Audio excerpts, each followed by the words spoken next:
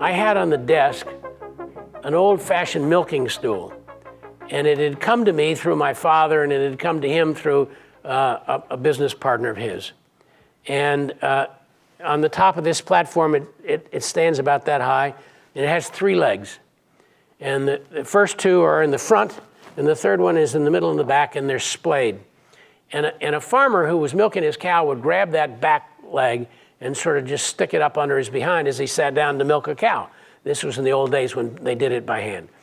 And so I was looking at that one day, and I thought, you know, that's actually a perfect construct for our notion about what makes a valuable investment. We call it the three-legged stool. So if you looked at our material is resplendent with these three-legged stools. And the first leg of that, and we just use this as a shorthand version, a construct to help us think in very simple terms about how you find these great investments. So the first leg is this issue of a high return business, an exceptional business.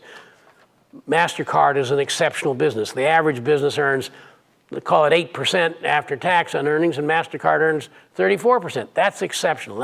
I mean, even if the average were 10% would be exceptional. But I mean, MasterCard's 34%, my God, it's really incredible. So the first leg of the stool that we talk about is the quality of the business enterprise. And we spend a lot of time going down this road that we call, what's the essence of this business? What is it about the business that's causing this unbelievable rates of return to occur?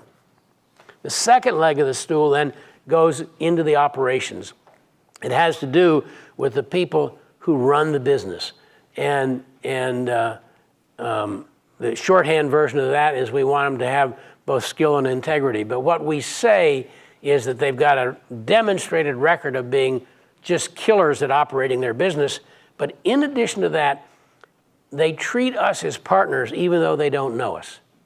And it's a really important idea because the reverse of that is somebody I heard described the other day is talking like Warren Buffett and acting like Ronald Perelman.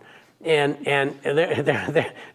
there are people out there, and you'll find them, you'll run across them, who do whatever they can to make sure that public shareholders don't get their fair share. And we don't want that. We want the same thing happens at the company level to happen at the per share level. And that these are wonderfully skilled operators as well. So first leg is the quality of the business. The second leg is really the quality of the people who run the business.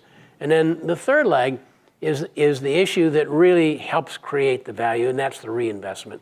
And there's a book out pretty current now called Dear Mr. Chairman, or Dear Chairman.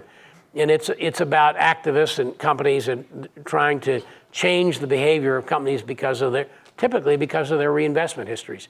And if a business has a great high return on the owner's capital, we would love for them to be able to take all the free cash they generate and put it back into that business to continue to earn those high rates of return.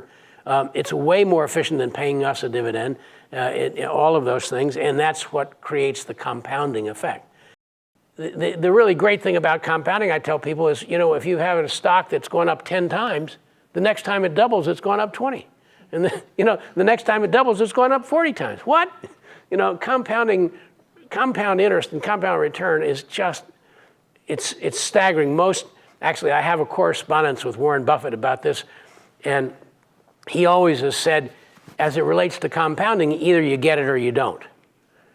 And I wrote him a letter and I said, you know, that was not my experience. My experience was I didn't get it until I experienced it. And that goes to this whole issue of investing. I have never been able to learn from other people's mistakes. You know, I have to make my own. And so this process is designed to help me and my colleagues and partners have focus as it relates to how we're going to invest. Contrary to that is everything you see on the TV in the morning on Squawk Box or all those things. And they have a different business model. And their business model is mostly supported by financial institutions and other consumer institutions who want your eyeballs. And if it's a brokerage firm that's sponsoring it, the definition of a broker is to create transactions, right?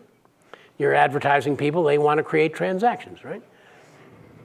And what's the best way to create a transaction in the brokerage industry? Create what I call false expectations.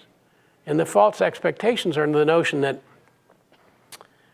XYZ company earns $1.37 in the quarter. And the first thing that happens when they release their quarterly reports is everybody comes out and says, oh, they earned $1.38, they beat by a penny, you better buy it. Or they earned $1.36, they missed by a penny, you better buy it. Well, if you stop and think about it, unless you're very adept at trading the market on a daily basis, it's a sure loser for you. It's bad for your economic health. And as it relates to trading the market on a daily basis, you know, there are very powerful computer algorithms out there using all kinds of information not available to most of us that are competing against you. So I just make that observation. We try very hard to be investors in the value of businesses as opposed to speculators in the price of shares.